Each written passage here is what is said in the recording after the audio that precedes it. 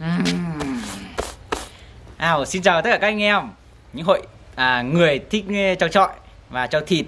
Hôm nay mình sẽ dẫn các bạn đi xem con trâu thịt bé và đẹp chất bả. Nào, mình đi thôi, go!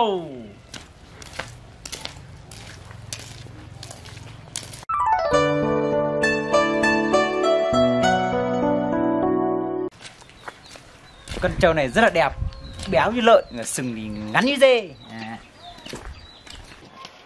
Đến nhà chủ trâu mà béo như lợn, sừng ngắn như dê rồi. Đấy, trâu ngay bên này thôi. Mời các bạn ra xem.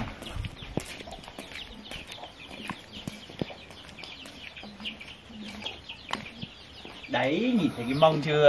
Thấy cái mông béo chưa? Gì ơi!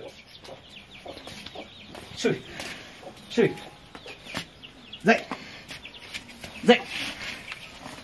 Đấy, con trâu này hơi át nha. Đấy, béo chưa? Béo chưa? Đây, cả mông béo chưa? Béo cực kỳ luôn này. Xùi! Mùa này hơi lạnh nên là con trâu này nó đang cống hết cả đít lên rồi. Nào, con trâu này hơi át, nó không dám vào gần đâu. Đây.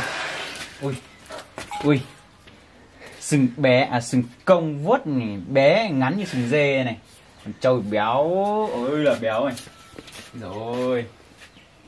Nào, ai hội những người thích trâu thịt ấy thì ai cần thì liên hệ mình nhá.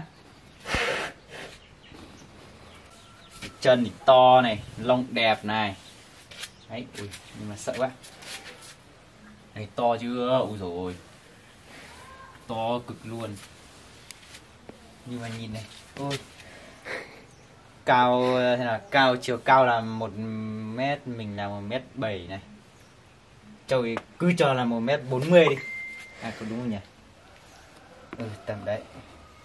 Đấy, nhìn đẹp này cơ mà. Úi rồi. Bình tĩnh. Đấy, thấy chưa?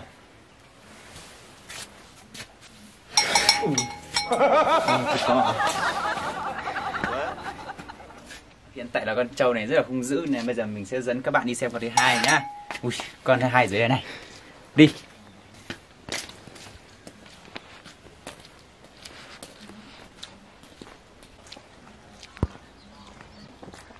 Hello, đây là con thứ hai này. Mình sẽ dẫn các bạn đi xem con thứ hai. Con này hôm trước vừa thử nhá. Ôi, nhìn đẹp chưa? Đẹp chưa này? Con này con trên kia thì con trước thì nó béo như lợn. Còn con này nó lại gầy như hươu. Ôi, nhìn đẹp chưa? Đấy. Con này nó rất là ngoan, nó không hung dữ như con ở trên đấy.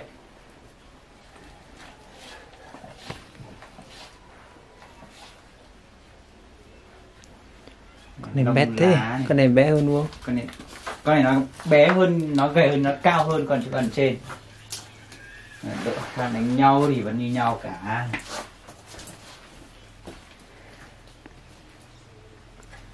Đấy, lần trước con này với lại con trên đấy thử đánh này nhá, mà hai con này ngang sức ngang tài với nhau. Nhìn này, béo phết đấy chứ.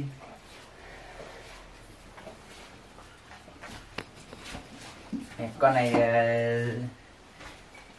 giá trâu thịt là hôm trước nghe chủ trâu nói giá trâu thịt mua về như là 60 mấy ấy, 65 hay 66 hay sao ấy. Nhìn cái sừng này cứng chưa? Con này nó ngoan, còn trên đấy con trước đi xem trước đấy, con đấy thì không sờ được sừng này đâu, sờ này là nó thổi người luôn ấy.